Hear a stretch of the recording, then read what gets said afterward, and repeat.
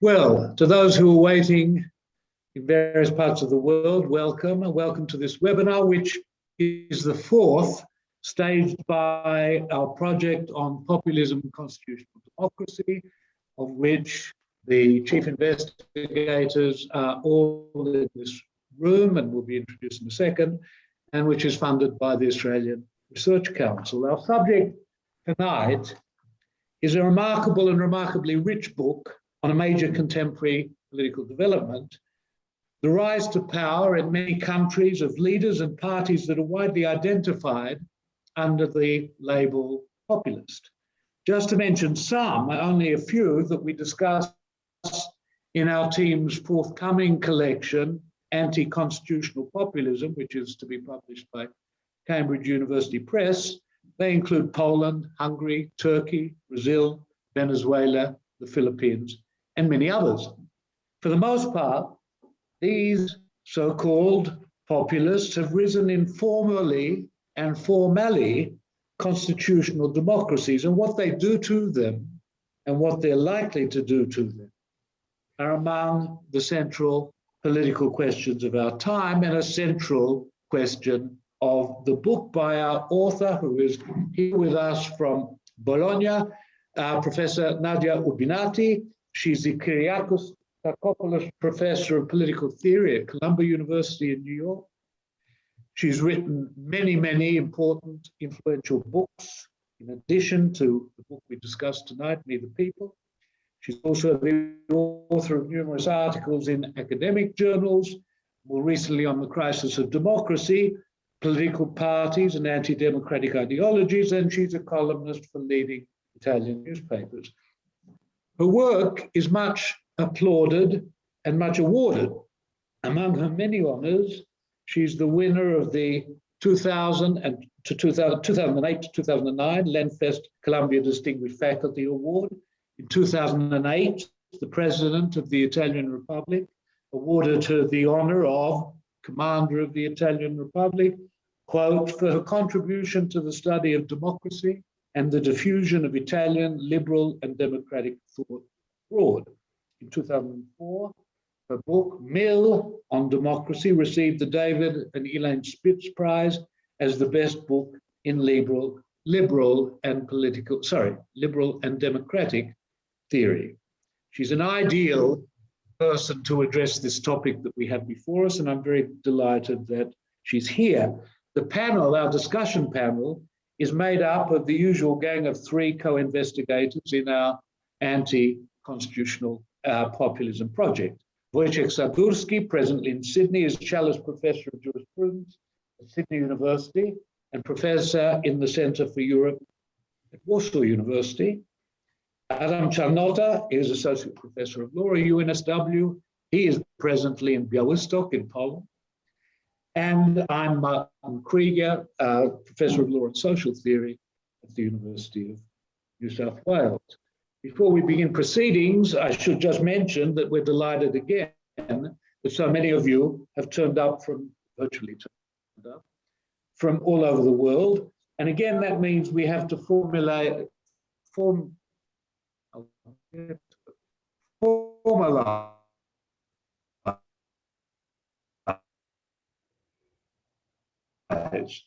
the Q&A, so to write what you would like to speak to.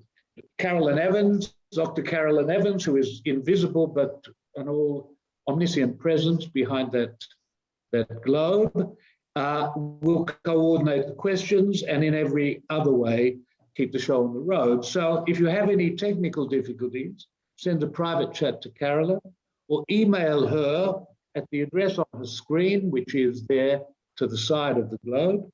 And I should remind you that the session is being recorded, and the recording will appear in a little while on our website, globalconpop.blog, as well as on YouTube. And those who have registered, those who are here, will be notified when it appears.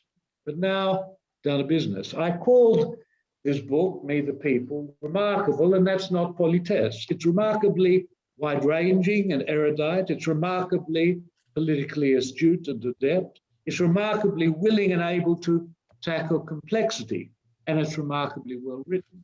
One aspect I find particularly attractive is how it's full of brief, almost aphoristic characterizations that carry a heavy punch, some of which, like the description of populist leaders as ventriloquist prophets, or the observation that populism may be identified with a process of extraction of the true people from the empirical people, we will doubtless explore tonight. The book is remarkable in many other ways than that too, but there's not time to list them, and I invite you to read and discover them. I want, though, now to start by asking Professor Urbinati to sketch for us some of the central lines and distinctive positions, of which there are many, that she develops in the book. And one way perhaps to get things going is just to ask about this title, Me the People, Me the People, How Populism Transforms Democracy. There's a lot of the book, a lot of the content and the distinctiveness of the book contained in those mere 7 words. And so can I ask you, Nadia, to reflect on them? First, what does this give me, the people, indicate? What's distinctive about me, the people? Secondly, what's your conception of populism? And thirdly, in what ways does it transform democracy? So first of all, thank you, all of you. Thank you, Martin and Caroline and Wojciech and Adam for being here with me, talking about this disturbing but also fascinating topic. Because we are here in a time in which democracy, representative democracy, in a constitutional, organized institutional system, in front of which democracy finds itself somehow to reconsider some of the institutions that traditionally have been connected to representative democracy, like parties, like alternation in election, like acceptance of division of power from the Republican and the liberal tradition, and the containment of majority power. So populism operates within, at least as far as I analyze it, within the modern and this kind of democracy we live in today. So the book is not about a book of history, although it recognizes that there are several other different types of populism, for instance, starting with the 19th century.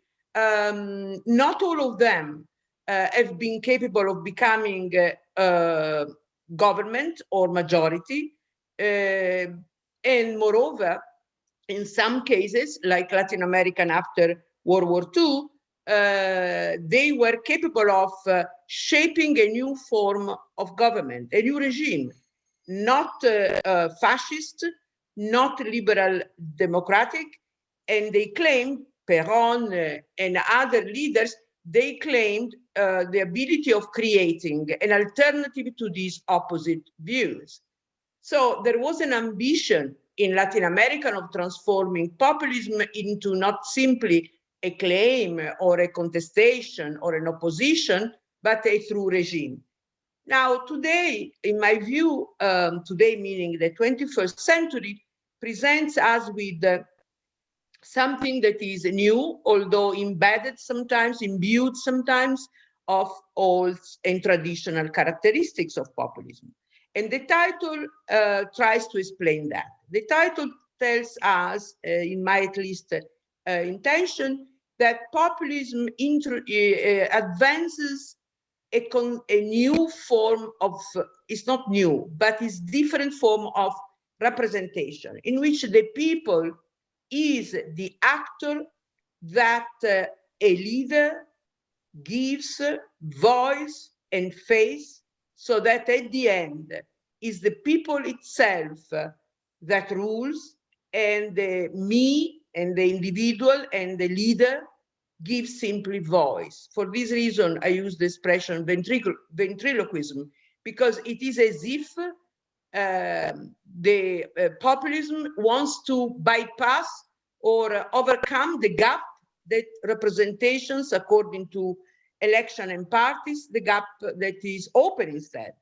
The populists want to close this gap, and they do so by claiming that the people is in government, and the leader is Knight, its supporters, and his voice.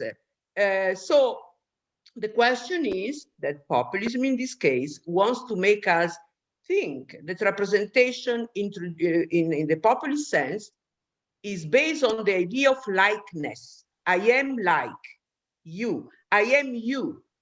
This likeness changes the conception and the vision and the practicality of representation, because representation, according to elections and parties, is based on an idea of a distinction.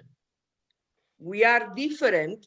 We are an elected few, or some elected few that want to achieve or get your support or your faith or your strength or your trust in order to govern in your name, but not like you necessarily. So this like you is very important because it is a contestation of the representative system itself in the name of a more complete incorporation of representation within the people and the government. So it's a way of unifying the outside and the inside of the institutions through representation. So this is me, the people. The title also tells us that this phenomenon is not outside democracy. Populism is internal to democracy. It is a possible production internal to democracy because it is based on the same principles that democracy has, meaning, first of all, the constructions of consent through competition and through election. Populists don't disclaim elections. This is the difference from fascism. They don't want to abolish election. They don't want to eliminate competition. They actually face and they want to celebrate themselves through election. But they use elections, as I hope that we are going to discuss, in a way that is different from what elections generally do. They use elections as a kind of plebiscite of the winner side. So those who win elections, the populists, are also the right side of the people, the good side of the people, the good people, and elections is there to prove their own, that they deserve to rule. And the other transformation of democracy has to do with the relation to pluralism. Populism has problems with pluralism because it considers pluriparty, in particular, pluralism, as a way of weakening the unity of the people. So there is an attempt to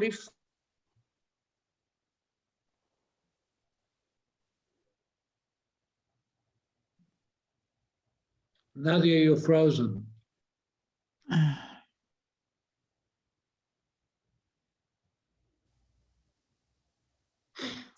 I'm sorry, Martin, I've got nothing on Nadia at the moment. Right.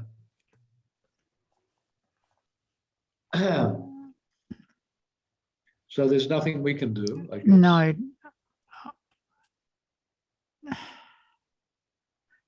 Nadia, can you hear us?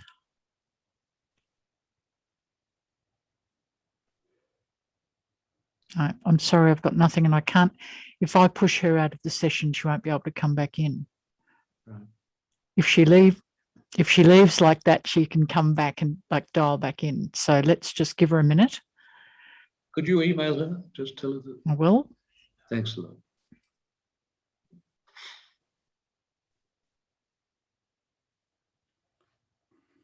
In the meantime, some nice music, or be Italian music, or Sole Mio, something like that. I'm sure one of you gentlemen could sing us a solo, but perhaps not. Yes. Let me. Martin has an ambition as a singer. Not an ambition, an accomplishment, but not appropriate at this time.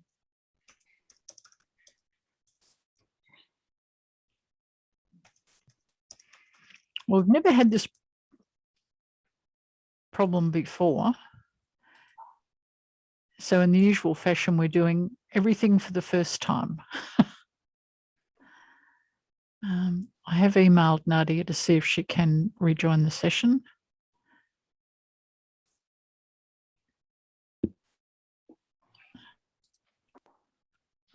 If necessary, I could fill in the gap by saying something about it. I know there'll be lots of people with quick. Oh, here we go. I think Nadia is back. You're still muted, Nadia. Just unmute Nadia. Yes, sometimes I have this problem because in this home where I am, because of this accident, I have a modem that sometimes doesn't this. I'm so sorry. So simply to finish Nadia, just at the point where you froze, you were discussing the relationship to pluralism. Exactly. Because the populist rhetoric sometimes tells us the following, or wants us to believe the following, that pluralism or the oppositional or the minority rights or minority claims are strategies in order to weaken the majority of the people and to weaken majority. So they are very cautious, or they think that they are cautious in claiming that the strength of the people is the condition for the people to impose its view, which is the right view because it's the view of the people. So there is this identification of what is normative, what is empirical real, meaning the majority of the people, the large majority of the ordinary citizens. Now, the other things that interested me, particularly in this book, it's the following fact: the populism is not a regime of its own. So it's not like a dictatorship or like a fascism.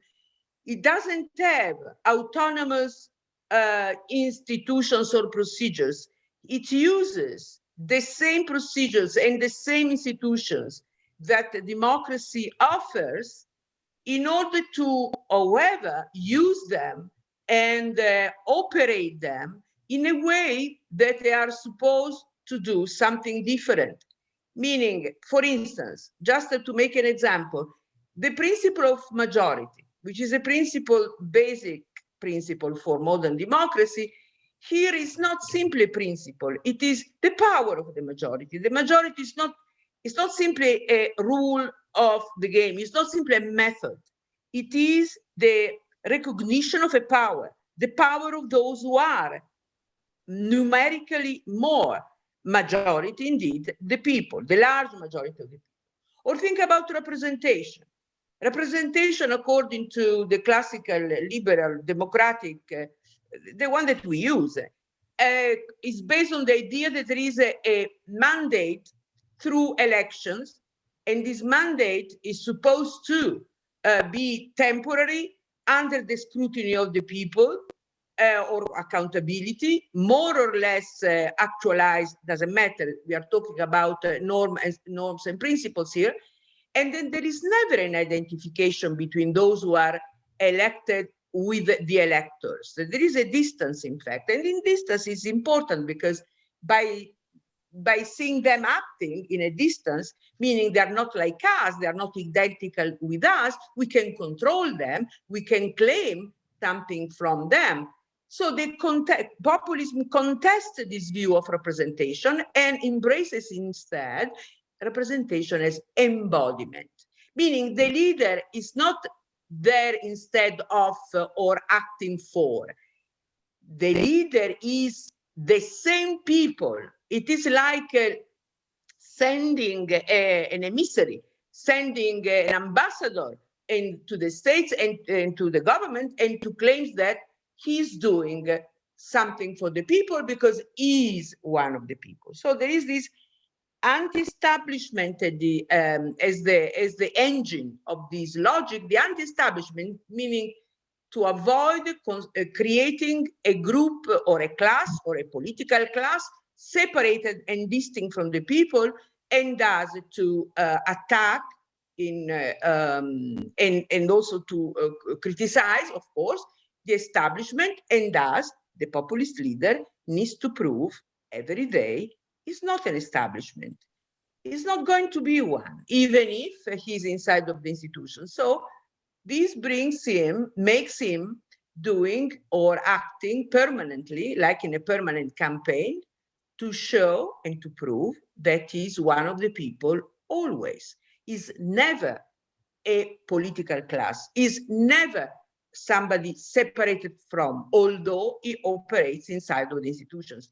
And to make this claim implies that there are connections, the communication with the people needs to be continuous, quotidian, permanent, and to do to make it directly. And the media today and the means of communication we have, the technological innovation we created, these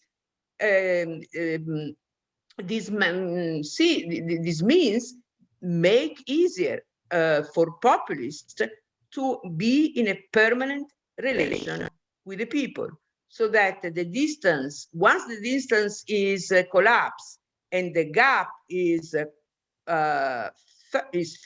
filled, well, for people, for us, it's very hard to check, it's very hard to control, it's very hard to ask for accountability. So as many scholars of Latin America in particular have stressed, populism has more than other forms of democratic government, the disposition to corruption and to nepotism, and to precisely because of this attempt to govern without the due distance that allows the people to recognize themselves as checking power, not simply the power of the people in government, but also the power of the people outside of the government capable to control those who are in government. So this is in synthesis.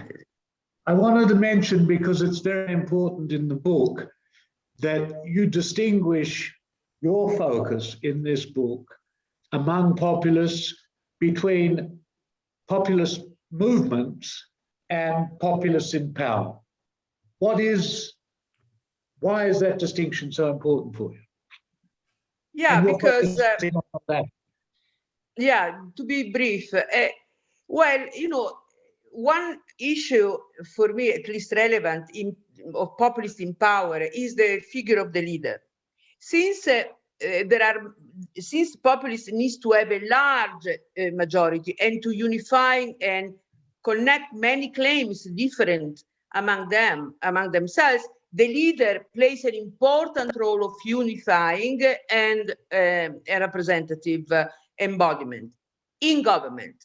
This doesn't need to be the case, although in movements that are in the oppositions, they oppose the elite, they oppose the establishment, but they have no particular intention to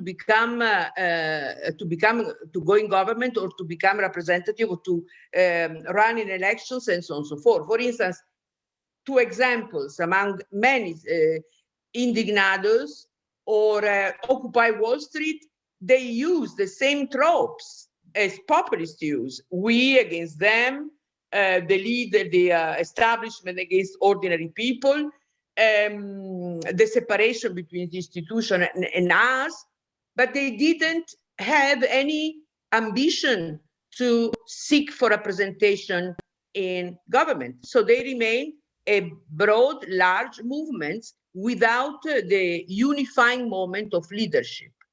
And this is what we need to pay attention to. Otherwise, we risk criticizing or considering all forms of oppositions equally populistic, and I resist that because they are part of a democratic dialectic in some sense. Adam, So in your book and also in the presentation, the crucial figure is the leader, right? And then in the book you wrote that is that the leader is now in 21st century, that creation of the leader is a political intellectual project, which is quite difficult. And the leader possesses some charisma. So could you please tell us more about these qualities of the leader? It seems to me, since the leadership embodied of the people is a crucial point. Thank you. Yeah, the word charisma, as we know, it is a very complex and ambiguous word, because who and when we recognize that a person is charismatic, we need to see this person in action, not before, but during or after, we can say it. It's not a quality that we come to the world with. It is a quality that is manifested in the performance and needs to have an audience or the people or a public to judge and to react to that charisma. So I use the word charisma because although doesn't need that you need to have a particular charismatic person need to be, but charisma in this case is good because it tells us that a person, the leader, claims to be, and the people recognize him as the most capable person or politicians among them, one among them, capable of doing what the people would like to. we have another freeze.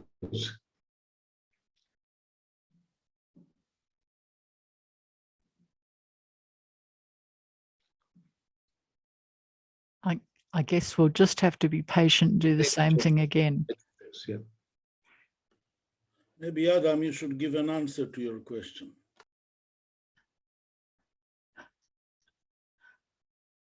But if you do, try to do it unmuted.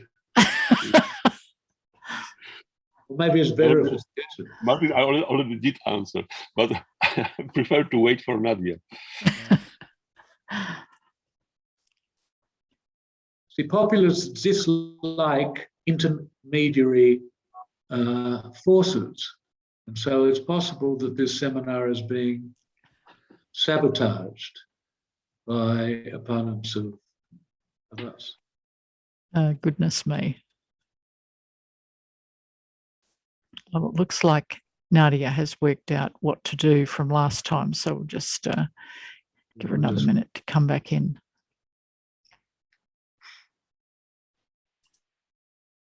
So just to fill in, can I suggest that we address the question raised by Arkadiusz Barut, who mentioned in our chat anti-COVID restrictions as occasionally labeled populist.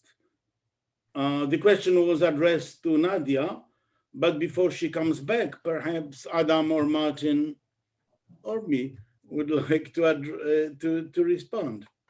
Well, you start.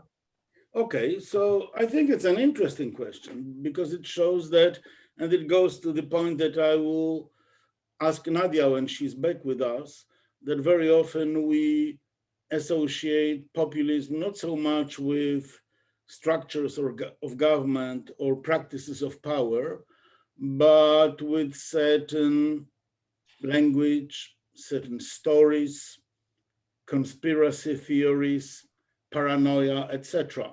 Here comes that. Okay, so it means that I have to shut up, yeah? Okay. And they finish by saying that the leader is crucial in this position because there are no the many claims, the many groups of people needs to find a unifying moment, because there are no organized parties so important as generally we do have, simply because the claims that are connectable in a very artificial way under the figure of the leader. So as Laclau said very clearly, it's impossible even to think about populism in power without a leader.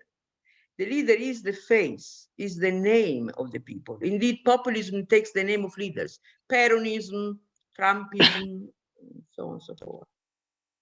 Although you don't hear Orbanism or Kaczynskism. Okay, thank you. Oh, urbanism, yes. But There not is no urbanism. But one of the, and this leads in this direction, the unifying figure of the leader is a highly personalizing phenomenon. And one of the things distinctive and important of you, about your book is your attention to, or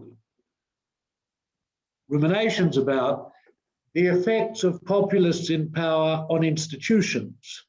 That's very important for us since our interest is constitutional democracy. Could you say something about what is it you think goes along with populism that affects, in what ways does it affect institutions of constitutional democracy? Yeah, somehow populism is in power, is an attempt to prove that institutions are owned by the sovereign, by the people, and they have to be possibly used for the good of the people. So the distinction or separations between institutions and the sovereign using them tends to be contested. And the leader in power is sometimes we see in power, we saw also with Trump, in a permanent tension with institutions because they claim a certain autonomy from the elected majority or the government. So there is this impatience because if the people is the sovereign and the people has its legitimacy to be and to use the institutions for his own good, institutions requires to be shaped or used or curbed to fulfill that goal. So it is as if there is a kind of possessive conception of the institutions instead of an exercise or a performing within institutions that are separated from the sovereign in case. And this can be an open door to corruption and to personalization of power and even forms of patrimonialism, new contemporary forms of patrimonialism. Certainly the majority becomes the patrimony. The majority claims to be like the patrimony, the ability of using its own states, its own institutions. While you were silenced, Wojciech took up a question from Arkadiusz Barut. Maybe you'd like to return to that, Wojciech, and ask or discuss it with Nadia. So Arkadiusz said, anti-COVID restrictions movements are labeled sometimes populist. Is it right in your opinion? If yes, are those movements anti-pluralist? You mean the movements in favor of I'm just reading from chat. I don't know. I understand, but the severity or the closeness or the openness? I don't know. No, I think the question is asking, my guess is, against movements against COVID restrictions put on by government. Well, we saw in Italy it was the case, in United States, in Brazil, in the first stage also in Great Britain, this kind of in the name of the need of economic, the need of entrepreneurial freedom, and the need of unchecked activity on the part of the population, populist leaders used to claim, also through conspiracy theory, that was not truly a problem, and that it was created almost in order to justify closure closure and to justify containment of the economy. That was an argument used. For this reason, the populists paradoxically became, in this case, the kind of... Goodness, this is a different experience from our previous webinars. It is. Okay, so she's gone out. She won't be long, but Martin, she cut out at the point she was saying paradoxically that populists. Well, my guess is that she was saying that she would say that some of this opposition betrayed the kind of distrust that populists have in experts, in the existing establishment, etc., to the extent of denying the existence and significance of the disease. I'm not sure that she would say, because Arkadiusz' question asks, whether those movements are anti-pluralist. I don't really see that connection. And there is another range of questions that perhaps we'll get to, perhaps we won't, about the distinctive ways that it's alleged some populists in government have responded to I'm the frustrated. There is nothing I can do, unfortunately, because there is something wrong, and I tried yesterday to fix it, but it doesn't work. I don't know. Well, we'll just soldier on. Don't worry, Nadia. We'll be right at the end of it. Don't worry. Yeah. Okay. So if in fact, Nadia, one of the, in a sense, surprising aspects of your book is at the end, you're certainly not apocalyptic about populists. No. Democracy always has challenges. Running a liberal democracy is not easy, and you rate populist challenges among, in a sense, on the one hand, coming out of democracy and explicable in terms of actual real problems in democracies, and unfortunately, not a great idea as a response to them. If you could say something about what you think is the Yes, Martin, because populism, at least, is a kind of thermometer, is a kind of indication that something is wrong. Wrong in which sense? There is a dissatisfaction in the, or a kind of moral legitimacy decline of the institutions and their performance in the mind of the people. There is something wrong going on. What is the wrong going on? The parties, organizations that have become more than organization of participation, simply a machinery for electoral, for elections, or they have tended to become a cartel kind of parties, as Peter Mayer used to write. So there are reasons to be dissatisfied with the way representative democracy works. Also reasons social and economic. I'm not an economist. I cannot give you data or you know, but certainly there are reasons for being criticizing the system. Now, the question is that perhaps populism is not the right answer. Is a good indication of something that is going wrong, but it's not perhaps the good answer, because the answer is a form of authoritarian leadership through the executive, the strength of the executive versus the deliberative or collective assembly. So the parliament in this case, or the Congress, and it is a way of solving the problem by simplifying issues or simplifying complexity, and not necessarily to give to the people what they are asking. Not necessarily populism makes in power, makes decisions that are at the end successful from the economic or social point of view to the people. So it is a shaking of the sense that something is going wrong and is wrong. And then we tend to sometimes to have of democracy a so strong conception that we don't realize that democracy makes also bad decisions, that gives us bad leaders, and that requires to be sometimes to rethought, or to even, some changes in institutions, or also in constitutions sometimes. So it's not a static entity. It is a very malleable and elastic organization of political power in the states and outside the states. So in this sense, populism is an indication. Wojciech.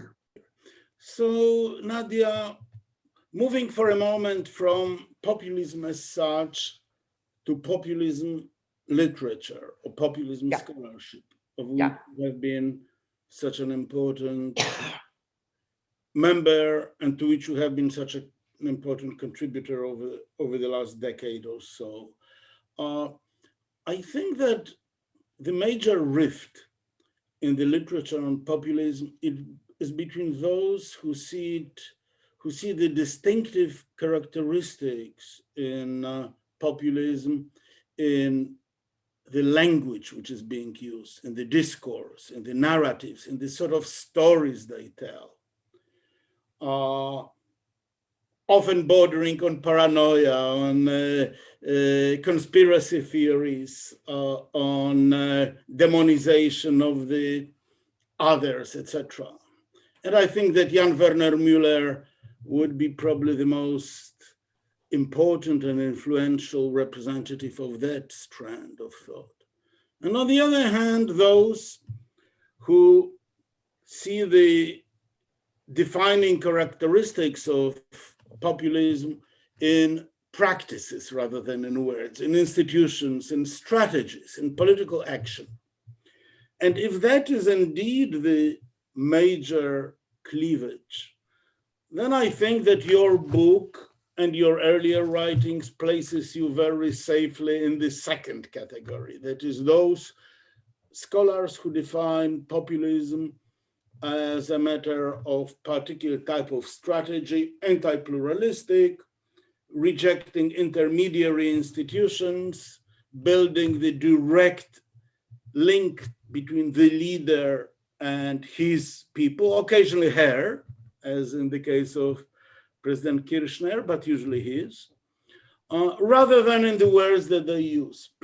And just a little bit as a devil's advocate, and also just to prompt you to develop your explanation for the sake of those of our in our audience who may not have read your book. Let me push you a little bit on this particular point, because I think that it can be said that we may have some totally unimpeachable liberal democratic politicians who use strategies which are sometimes seen as populist. Take Emmanuel Macron. Yes, yes. He came to power by abandoning the traditional party division, by building a very nebulous movement, understructured, very much built around his personality. And yet I think that in many ways, he is not viewed as populist in conventional political science. And that's because he hasn't used this sort of, to many of us, completely outrageous and objectionable language of defining the enemy, of conspiracy theories, etc. So isn't it the case that if we rely only on criteria of the strategy and institutions, then they are insufficient to distinguish populist from non-populist leaders? But I'm afraid that we've lost Nadia again. So this is the point that I would like to address, maybe to everyone.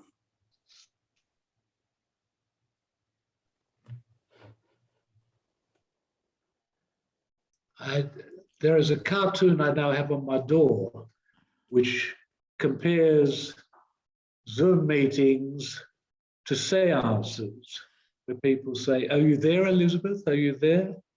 So we have that phenomenon for the first time. Nadia is coming back.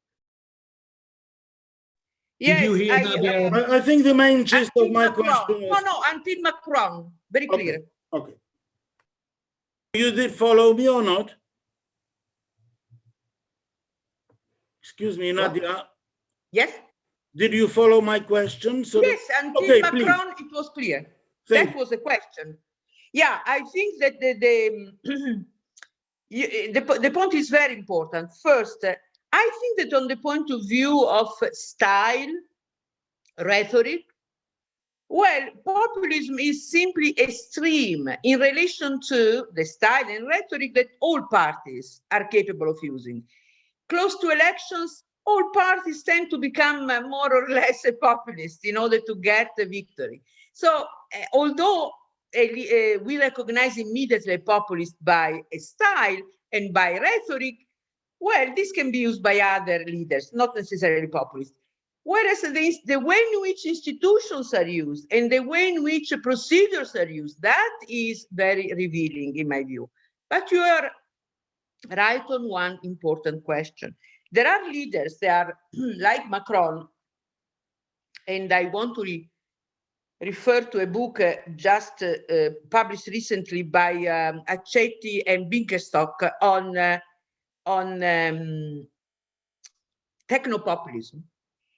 The characteristic of populism in this case, and they have Macron or Five Stars movements as an example, is to put together the unity of the people under a leadership that is more or less uncontested because it needs to speak one voice with one voice. And the one voice, instead of being the rhetorical voice, is the voice of expertise, is the voice of competence, is the voice of technical solutions to problems without polemical divisions. So it is a way of reachieving unity under one leadership, although rhetoric is very irrelevant in this case in relation to strong man populist kind of. So this is interesting because it shows us that rhetoric in itself and the style in itself, they are not enough in order to give us the sense of a populist government or a populist leadership in government. We need to pay attention to the way people is interpret and the relationship between decision-making and the people.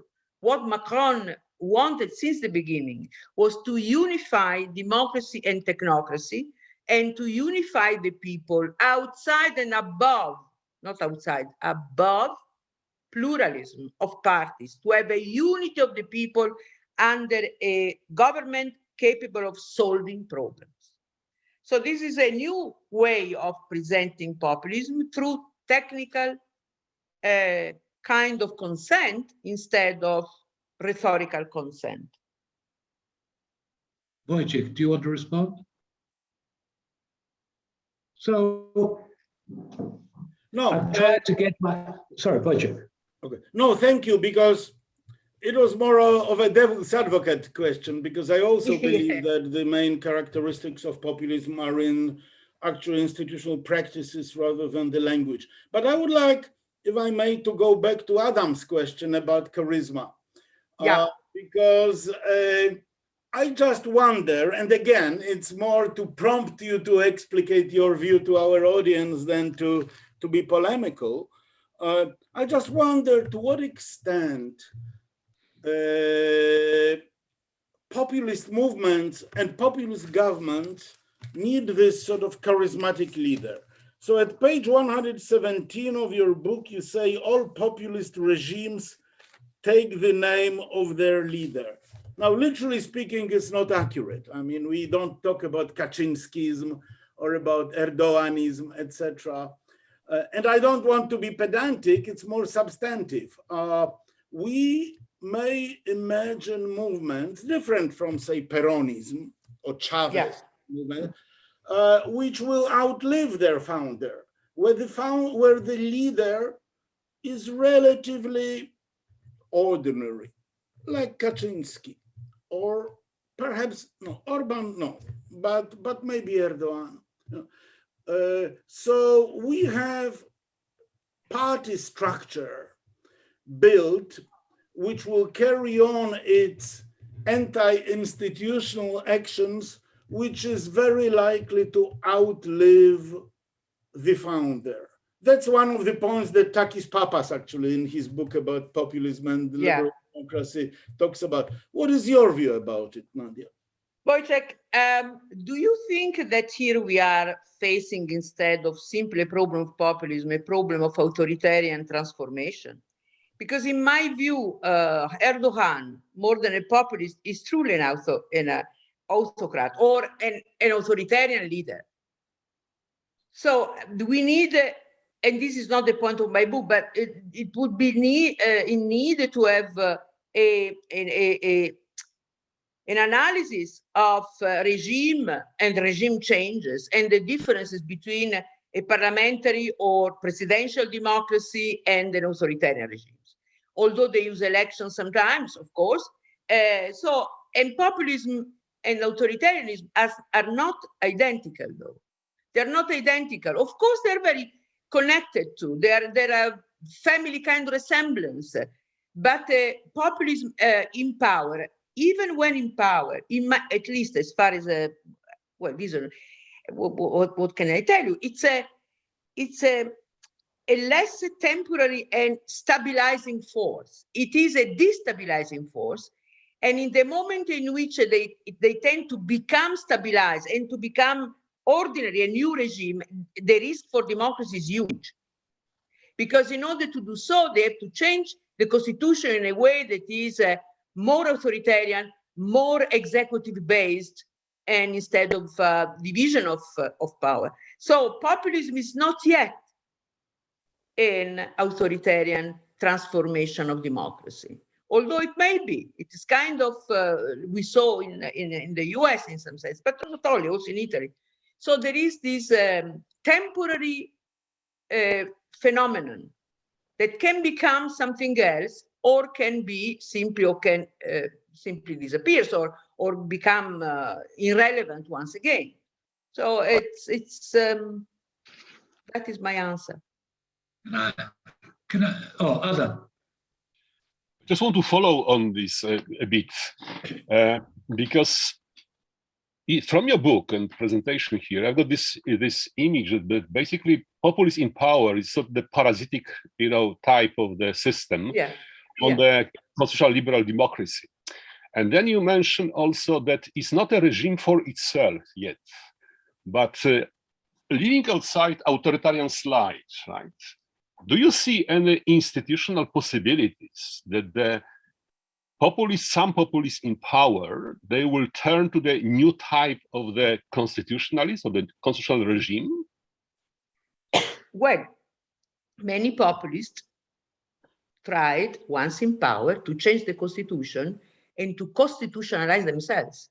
It is as if a majority recognized to be more than a majority, but the sovereign power.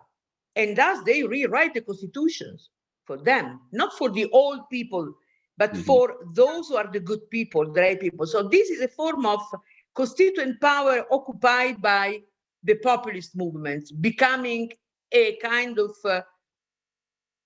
constitutionalize itself. And this is the risky moment. We saw it in Venezuela, but also in Hungary sometime, because it's a way of reconstructing or stabilizing the majority in power. And indeed, that is, in my view, the most risky moment of populism. When populism can achieve this outcome, the example of Venezuela, but other examples, we saw it, we can see it as moving toward an extreme risk of destabilizing plural institutions, division of power, and claiming and institutionalizing, constitutionalizing a majority. So yes, when this happens, well, I mean, this is the case of Hungary in some sense. Wojciech, Yes, I would like to follow up on this one. And perhaps then we can open up the discussion for everyone in the audience. So just to follow up on the constitutional aspect, you have a passage in your book when you say that one of the distinctive characteristics of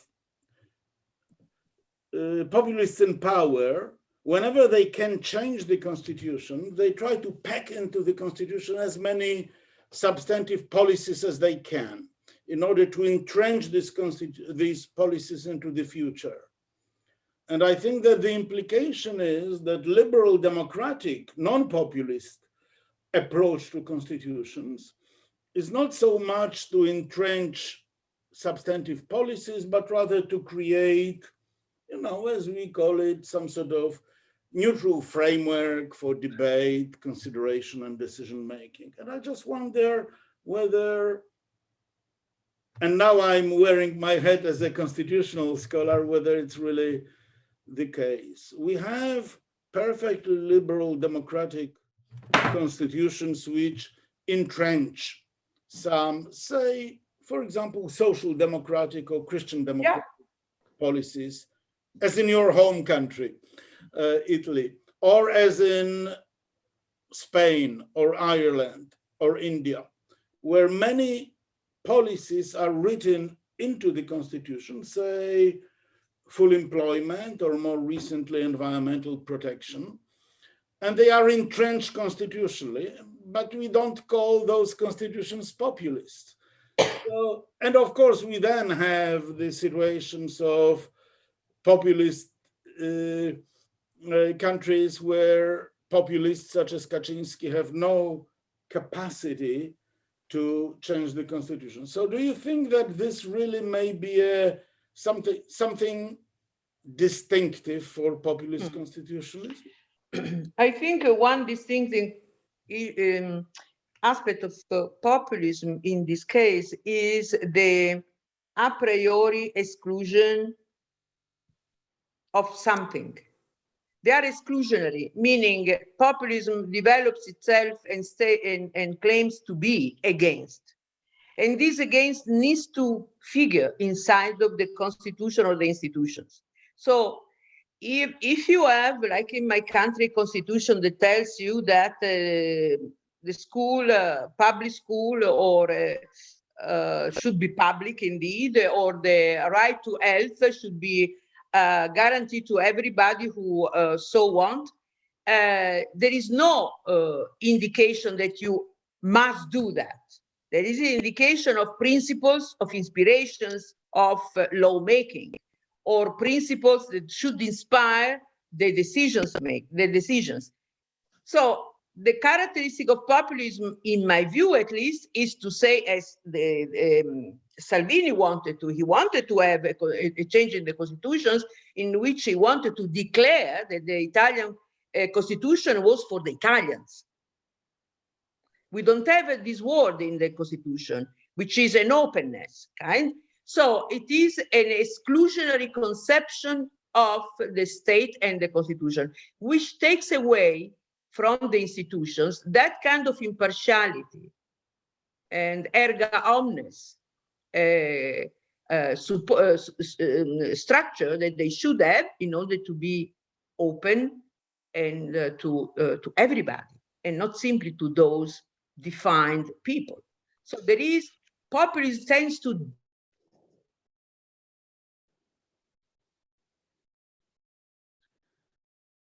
when Nadia comes back, I'll open and finishes, I'll open the discussion for Q&A. Here we go. Nadia. So just to finish, yes. Populism wants to overcome the indistinct inclusiveness of the people and to give a distinctiveness to that description. So it's blocking the openness somehow, or compromising the openness. Can I, Nadia, we will now try to move to Q&A, and one bridge to it is when we started, and is very common in discussions of populism, the focus is on the noun unadorned as populism. And increasingly in the discussion, you introduce technopopulism, and we talked about authoritarian strands of populism, the adjective starts to play a role.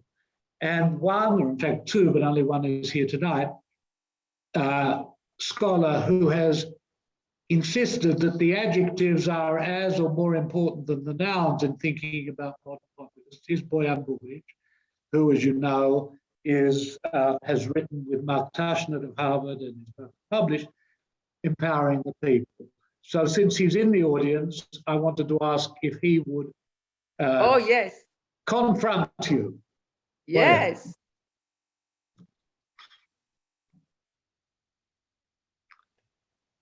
Comrade Jonas. Yes, There he goes. Oh, very honored to know you. You're still Oh, muted. There you hi. go.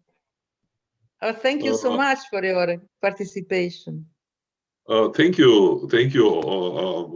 Absolutely privileged and honored, and thank you for Professor Urbinati for your fascinating presentation. So I'll be very brief. I have two short points. The first one, I think you already provided sort of the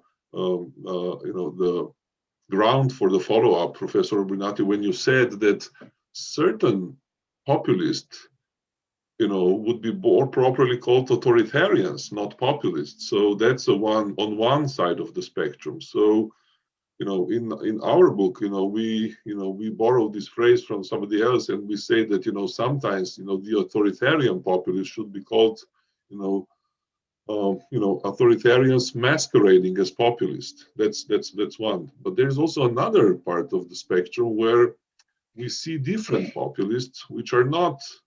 I read your book and I enjoyed it, but which are not discussed or not covered in your book, and those are, the progressive populists, the populists who don't subscribe to all these, things that, the authoritarian populists, they are not anti-pluralist.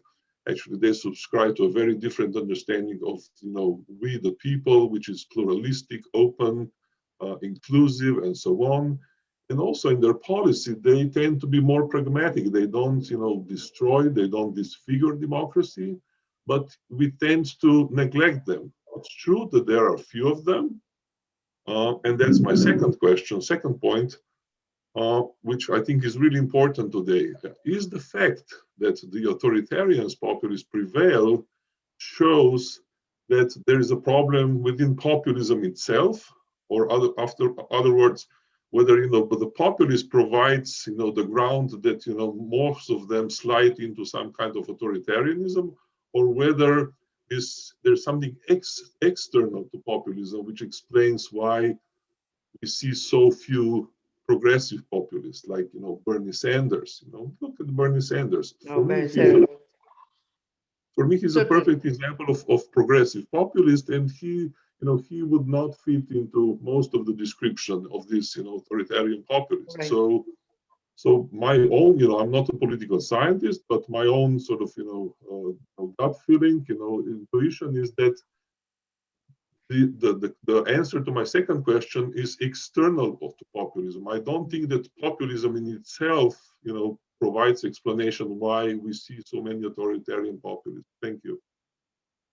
Okay, the question of progressive populists, as you said, there are very few, and they are very, evanescent sometimes. As for Sanders, we can discuss. I would think that he's a classical social democrat more than a populist. He may have used some rhetorical strategies like the few and the many, which is part of also the rhetoric in a socialist environment, in a socialist mentality. But I would say that he is a social democrat. Leaving aside the definition, there is an aspect of populism that, as you mentioned, that makes us, me in particular, skeptic that can be used right and left without any problems. First, the centrality of the decision-making moment once they are in power and thus of the executive. There is a centralization and verticalization of power, and in particular, an executivization centrality. And this needs to be stressed because it is problematic for a democratic point of view. So if a leftist wants to have a kind of, or thinks it's possible to have a kind of Bonapartist moment in order to make a radical change in a revolutionary way, well, here we are in another domain, no longer in a domain of constitutional representative democracy. But if you want to stay within the constitutional representative democracy domain, I think that a leftist populist, once in power, unless it becomes something else, authoritarian in itself, he's simply a Democrat with a strong social democratic project. This is the case of Podemos. Podemos, they started truly as they wanted to be populist with a strong and digital kind of a party and a strong leader, and they end up by being a party in a coalition, more structured than they were before, and they are a leftist parties.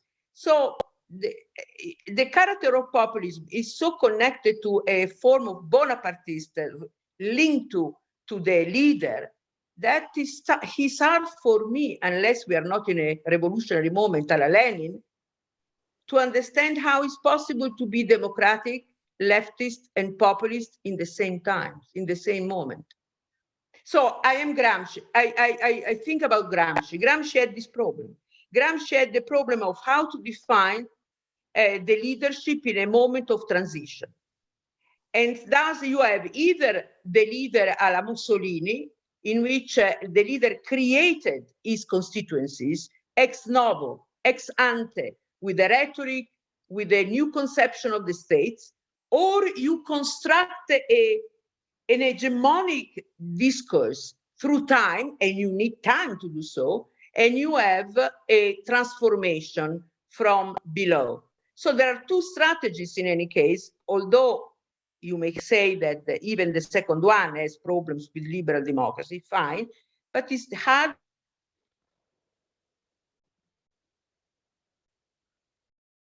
Nadia is back. Nadia. Yes, Okay, so Nadia. this is the populist black male. We are, okay. Now, we have a couple more people on the list, and I would like, if we can, to use the available time to invite them to ask their questions. I think Carolyn is in charge of directions and coordination. Yes, I'm just bringing Yuji in, who has a question. Yes, good morning from Wales. And we are not a republic yet, but thank you very much, Nadia.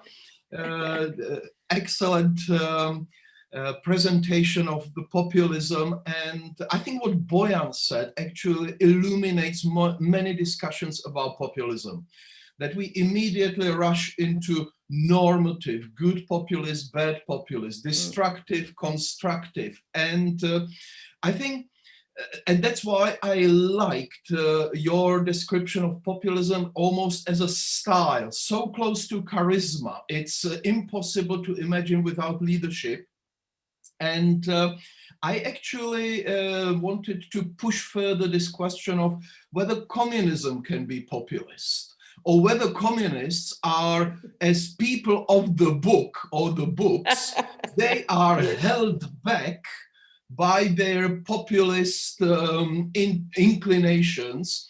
And of course, historically, you have many examples how communists became very populist on their road to power, and then they became very legalist, very constitutionalist to preserve their power and consolidate power by constitution, this is first question, and very quickly connected to it, whether actually we talk about populism when we should talk about the crisis of legitimacy of constitutional democracy. That is. Because this is actually the response of Emmanuel Macron to the deep crisis of French democracy. Thank you. Excellent, Yuri.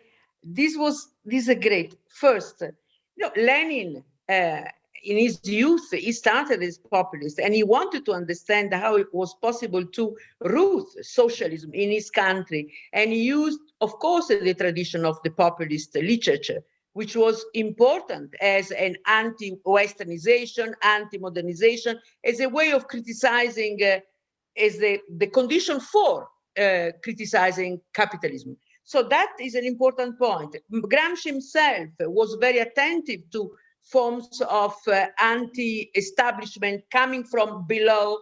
But since he was living in a time of fascism and also Stalinism, he was in the between these strong authoritarian transformations of either a revolution or a constitutional regime.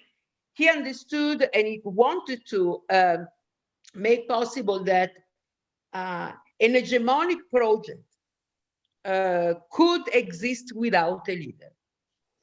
An hegemonic project could exist through a richness of plural society and a party organizations, pluralist in self. So he was so keen to avoid Bonapartism in a good sense or in the bad sense, because as he said, well, you can have in some particular moment good Bonaparte. The first one could be a good one because he modernized Europe and all this stuff.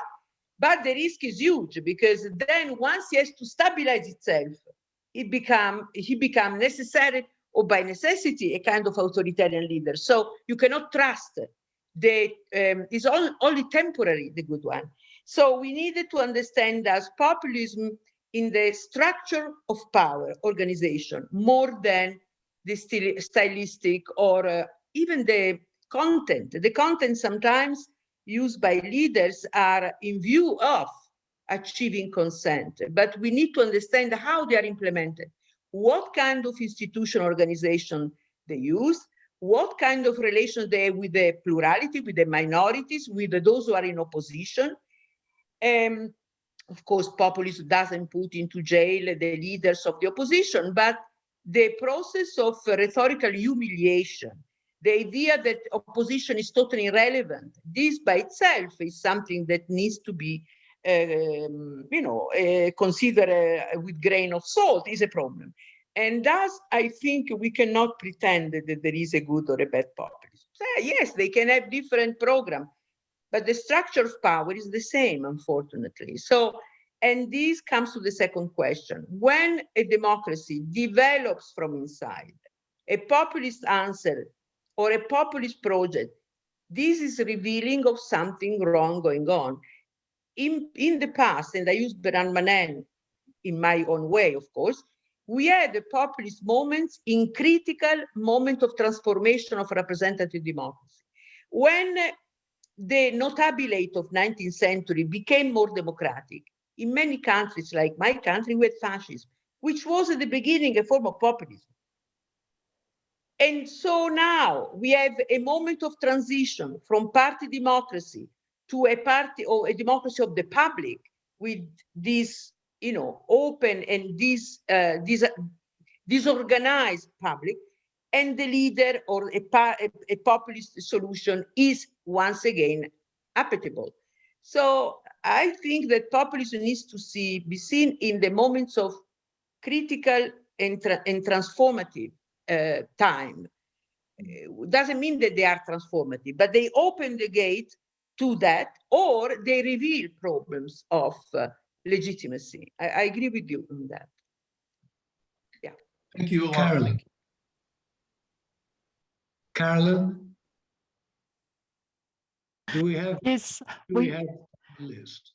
We have one complicated question that I will try to parse out, and it is the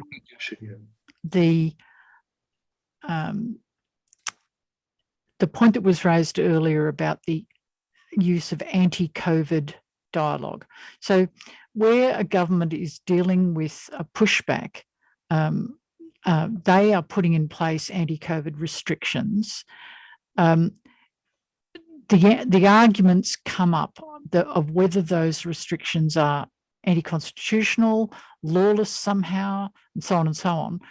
The question is linking to the techno-populism comment and wondering whether in this scenario, if you will, is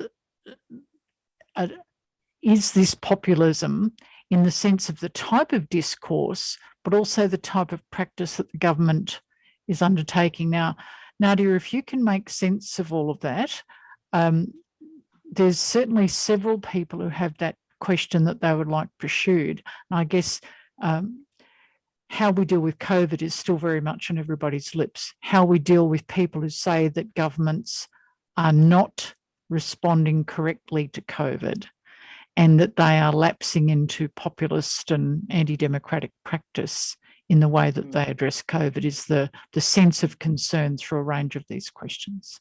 So, Nadia first, perhaps. Well, this is a huge one also because it's partly connected to populism, but in fact is connected to a kind of emergency that has specificity of its own, meaning the COVID pandemic. And the question here there are several questions. First one, whether the restrictions are constitutionally justifiable or not, or are forms of arbitrariness. This depends from, each country is different here. But in the democratic countries, generally, we saw that the restrictions were first, are allowed inside of the constitutions. All constitutions made possible in moments of great necessities or security for the nation to intervene with some measures. And so the limitations of movements is part of this measure. It's nothing to do with the tyranny or despotism, or it's a way of interpreting the constitutions in a way that is elastic enough to be capable of protecting its own people. The question of populism may arise instead in the moment in which we are dealing with the post-pandemia. I don't know when this will happen, but certainly the pandemic will open issues of poverty and misery of part of the population and problem of economic distress. And so if traditional parties, social democratic parties, or liberal democratic parties are not capable enough to understand the needs of the population and what needs to be done quickly, well, there is, of course, oxygen for populism.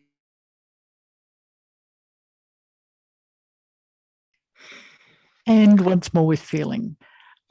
Did Adam or Wojciech, or indeed Martin, want to make a comment on this general debate? Because it was of quite a bit of interest to a number of people in the audience. Well, Adam is in the heart of the beast. Maybe he has some reflections from a country which is more afflicted with these problems than our country. Adam. So the impact of there is no basically very little anti-COVID, restriction movement in Poland, what I could see. So I don't have a big reflection upon it. I think that I agree with what Nadia said before, that is only this situation of the pandemic is showing all those sicknesses which already existed in society. They are more visible. That's all. But there is a question here about the role of the media. Francis asked this question. It seems to me is a very important question about the, role of the media in the regimes when the populists are in power. Well, could you expand on that? I can't see that question. Expand on that. This question Francis has asked the question, apart from charisma, leadership and institutions, could the panelists kindly comment on the role of the media regarding the topic? Well, there is one traditional conception of the media which Nadia thinks is eroded under conditions of social media, and that is that the media plays a role as, I'll stop there. Nadia. No, I don't know if I was able to answer this question completely, but another way of proposing a populist or techno-populist solution, and we saw it in Europe in these days. We see in Europe in these days, not only Macron, my country, the Draghi government, and their attempt to unify all the spectrum, all the parties, not to have opposition practically. There are no oppositions in these techno-populists. I call it techno-populists because they don't like opposition and they don't want party positions, but in the good way, because the leaders are not populists. They don't present themselves as populists. They don't even use the rhetoric of populism, but the same mechanism to unify the entire people under the auspices of a technocratic decision-making competent government. So that is, in my view, at least in Europe, I don't know elsewhere, but in Europe, this is a true way of exiting the COVID through a populist trajectory, which is not the bombastic populist a la Salvini. It's a populism through technocratic exoneration of politics. It's the anti-partisan political approach to governance, in some sense, to government. There is one question that why is it populist, Nadia?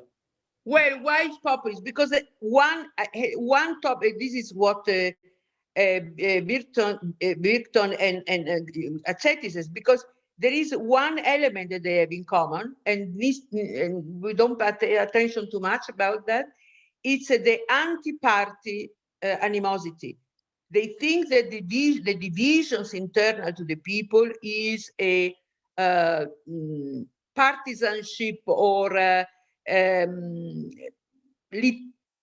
litigiosity that needs to be overcome in order to have one people, one decisions, one government in charge. I think this is interesting. Also, Blair used to say, look at, we are not simply a party here. We are all the people is our party looking and for governing the Great Britain. So this sense of unity outside of internal divisions and partisanship. But on the other hand, isn't it the case that populists resent expertise, science, empirical views, etc.? And the sort of hostility of Donald Trump is just, it's true, towards experts is legendary and may be seen as a paradigm of this thing, because populists find scientists and experts to be competitors for power. Yeah, they are anti-intellectualists. So we may say so. There is populism and there is techno-populism. There are two different characterizations. And perhaps this is the argument, I'm repeating what I read in this very interesting book. It is a new form of being of a populist without parties, or why it's called populist, as I told you before, although it doesn't have all the characteristics of populism, anti-competence and so. But is a competence interpreted as those who can be capable of interpreting and doing the interest of the entire people. One way, one way of tying things together, because this will be the last question, and tying it back to what you've just said, could be that what is in common between technopopulism and the sorts of populism we've been describing more generally is a rejection of what you said in your earlier book, but also repeated in this, as a fundamental part of democracy, that it's not simply a matter of will, election, saying who's, but a matter of opinion formation. And interestingly, neither of these forms of populism is interested in people's opinion formation. That's not what it's about. Either it's the leader or it's the experts.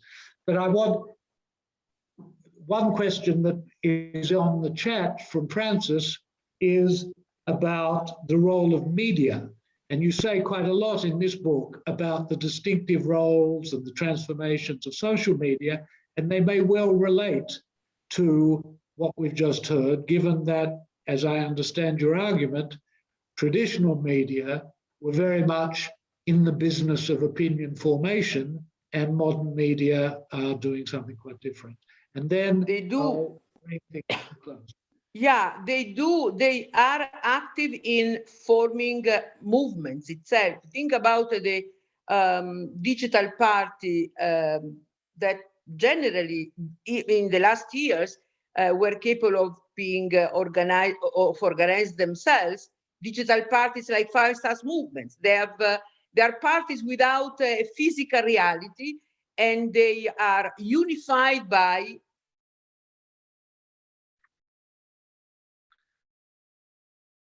Internet has failed us again. Well, our expectations of being able to run for 2 hours without interruption have become too high, but Nadia is becoming very adept at going out and coming back in, so I'm sure the delay won't be long. I'm glad you've picked up that question though, Martin, because there's a number of people have said, oh yes, interested in that.